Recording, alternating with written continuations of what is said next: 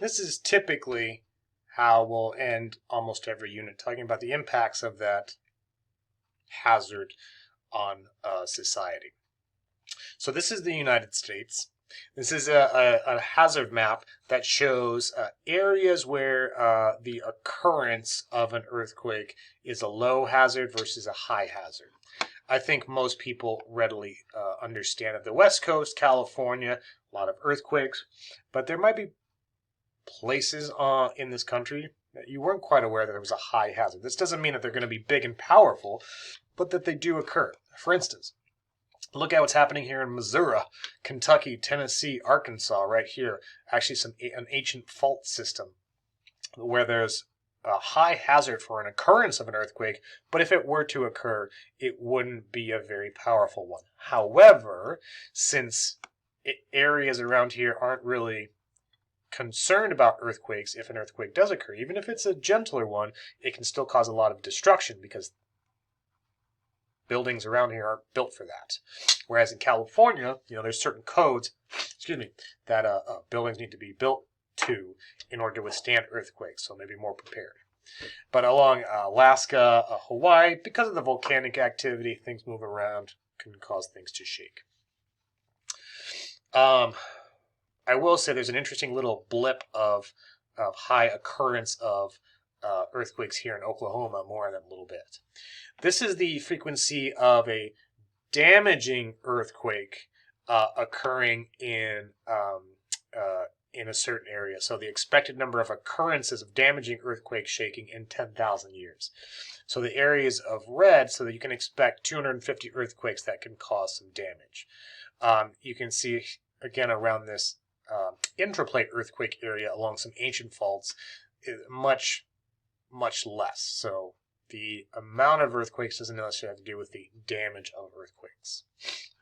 But looking in Arizona, we have them. Coming back to the occurrences, there is a kind of medium risk of occurrence. More so up in the Flagstaff area. That's where most earthquakes occur in Arizona, up in the Flagstaff area, although they're felt throughout Arizona. And so this map kind of shows that same thing. The northern Arizona area near Flagstaff, much more likely to have a damaging earthquake activity than the central and southern portions. So talking about that area in Oklahoma, where there's a high occurrence, but a low risk of damage. So there's been a swarm of earthquakes. From 1973 to 2008, there was a total of 867 magnitude 3 earthquakes on the Richter scale or higher. That's a relatively low shaking, sometimes maybe not even felt. But from 2009 to 2020, there was almost 4,000. That's a big jump from, let's see, was that 35 years, there's 867, and in 11 years, there's 3,804. That's a big jump. During kind of this time frame, looking at a few years, 2010 to 2015, Alabama, a few occur. Alaska sits right along a convergent boundary, a lot of earthquakes. Arizona, small amount, we're not near a boundary. Arkansas, not really near a boundary, except for that one portion. California, kind of to be expected. And then during that time frame, here's Oklahoma as it builds up from 2010 up until 2015. So for a number of years, there was more earthquakes, 5 to 7 times more earthquakes in Oklahoma than California. Yet all the movies are about earthquakes in California. But yet Oklahoma in the U.S. was a pretty earthquake heavy place. More on that later. Again, we'll save the surprise of Oklahoma for a little later. So when we're looking at places like around Missouri, Arkansas, Tennessee, or even on the coast here, South Carolina, these are all intraplate earthquakes, meaning they're in the inside of plates away from plate boundaries. The West Coast is on a plate boundary. The East Coast is not on a plate boundary. The next closest boundary to the East Coast is way off in the middle of the Atlantic Ocean. So don't get coasts confused with boundaries. So with intraplate earthquakes, again, although much less common, they can be large and extremely damaging because, again, they occur in in areas that lack preparedness and buildings that are able to withstand the shaking. And a lot of these intraplate earthquakes, especially in the the U.S., are due in part to ancient faults. So where there was some breakage and movement, and that can still be occurring. When an earthquake does occur, the energy is released in the form of seismic waves. There are two kind of grouping of hazards that can cause the damage. The first is something called primary hazard. So a primary hazard, the primary hazard in an earthquake is the shaking, moving, or cracking of the ground. And when that directly causes damage, that's known as a primary hazard. The earthquake is the thing that caused the building to fall down. The earthquake is the thing, the shaking is the thing that caused the roadways to collapse, the bridge to collapse. It's because of the earthquake the thing fell. This damage occurred. That's known as a primary hazard. A lot of the hazards we'll study throughout the semester have primary hazards as well as secondary hazards. So with a secondary hazard, in the case of the earthquake occurred, but it didn't wreck the house. The earthquake occurred, but that triggered a landslide, and the landslide came down and destroyed my house. So that's a secondary hazard. The earthquake didn't do it directly. Earthquake causes some other destructive event that does the damage. Or the earthquake didn't destroy my building, but the earthquake caused a fire, and the fire burnt out my building. Secondary hazards. Almost all hazards that we'll study have primary and secondary hazards. In the case of earthquakes, landslides, fires, tsunamis are a secondary hazard. An earthquake causes tsunami, and it's the tsunami that rushes in and kills a bunch of people. Ground liquefaction is another secondary hazard. Disease, maybe you're cut off from medical help, or maybe sewers in certain areas are cracked and broken, and sewage water is spilling all over the place. So disease, the earthquake didn't kill me, but the earthquake caused poop water to be everywhere, so I got a disease and died. Secondary hazard.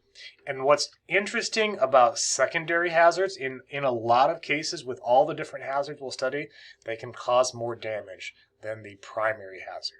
And oftentimes in earthquakes, these secondary hazards cause more damage and death than the original quake itself. Ground liquefaction is an interesting one. This isn't like a car, like an art exhibit, like where a car is like sawed in at a particular thing and then set on the ground. No, the ground liquefied and sucked in this car. So if an earthquake occurs, especially if you live kind of near water, near a beach, which kind of these palm trees and the sand kind of indicates it might be a more tropical area near the ocean, maybe just on the other side here. But if the ground is super saturated with a lot of water, as it is oftentimes near a coast, when an earthquake occurs, depending on the type of soil or rock the area is built on, if it's built on loose soil, the soil mixed with all that water, as it starts to shake, it liquefies. It kind of like turns to quicksand. And whatever's in just kind of gets sucked in. So this car looks like it was sitting on a sandy area, and when the earthquake occurred, this stuff turned to quicksand and just sucked the car in. But that happens with buildings as well. So again, this looks like a kind of a tropical area. I'm guessing right over in this area, you're probably going to find probably a coast or some sort of shore. So an earthquake occurred, and it kind of sucked the corner of the building in, and then it just started to tilt over. And that's all due to ground liquefaction, the ground turning to liquid, sucking things in. Here's another example of a vehicle in which that occurred. So it's these secondary hazards that are typically the most dangerous, cause the most destruction, and cause the most deaths. But what has been the deadliest earthquakes in human history? The number one deadliest earthquake happened in 1556 in China, killed almost 1 million people, 830,000 deaths in 1556. Now, a lot of that had to do with the types of dwellings, cave dwellings, other kind of poorly made dwellings that occurred 500 years ago. 450 plus years ago. But still, 830,000 deaths from a Richter magnitude 8 earthquake. But, some of these happened in 893, 115. Those are years, not years ago. But some happened recently. 1976, 2004 in Indonesia, 2010 in Haiti. So, again, the number one most deadly earthquake, 1556, killed 830,000 people. And a lot of that's attributed to cave settlements, which people lived in caves in the rocks and mountains, and those collapsed, killing a lot of people. But look, number two happened in 2010. Happened 11 years ago in Haiti. That's just south of us in the Caribbean islands. 316,000 people died. In Turkey, now the year was 525, but 250,000 people for that year is a lot, and a lot of the deaths caused by fires in the aftermath, which were combined with strong winds. China, 76, more recent, but that was due to, a lot of those deaths were due because a lot of structures were built without seismic considerations, whereas now they are. Indonesia, 2004, fourth most populous country in the world, 227,000 plus deaths. More on this event, throughout the course. 1920, buried by landslide, so secondary hazard. Many deaths due to the cold as well. So, you lose your house to a landslide, now you're stuck out in the cold, now you die. Japan, 1923, large fires broke out, combined with a large tornado. Heck, if that's not bad enough, goodness gracious. So, secondary hazards again. Touching on a more recent event, while it didn't make the top 10 in deaths, a very recent event, again in Haiti in 2021. This is 11 years after that devastating earthquake that killed 316,000 people. So this happened just last year, just a few months back. The reason Haiti keeps popping up because it lies on a transform boundary where you get a lot of shear movement, side-by-side strike-slip faults. And that transform boundary is right between the North American plate and the Caribbean plate. The earthquakes that occur in this area are a result of a complex strike-slip fault and that shear motion. It was only a magnitude 7.2, which is a lot. On the Richter scale, it was a 9 on the intensity Mercalli scale, which is violent on the scale. It had 900 aftershocks. The most recent aftershock was just, depending on when you're watching this, a couple weeks ago. Aftershocks can continue for that long. The focus of the earthquake, where the energy was released, was 6.2 miles deep. 2,248 people were confirmed killed as of right now. 12,763 were injured, and that should be as of right now. At least 137,500 buildings were damaged or destroyed, and the predominant buildings were kind of just still, in Haiti, very poor nation, unstable mud wall and adobe construction houses, because that's what the people have. So, again, it's far from that 300,000 that we saw in 2010 in Haiti, but still a lot, considering a large earthquake just happened there 11 years ago. The secondary effects from the quake, landslides, liquefaction, likely increased the damage that occurred. And this is the deadliest natural disaster of 2021. There should be a 1 there. This slide's all kind of messed up. My goodness. I don't know what happened. But yeah, so this was the deadliest natural disaster 2021. Remember, disaster, 10 or more people killed, 100 more people affected, international aid called for, state of emergency. This hit, you only have to have one of those to be a disaster. This obviously hit all. So Haiti is on the island of Hispaniola. It's on this side. The earthquake occurred along this shear strike-slip fault.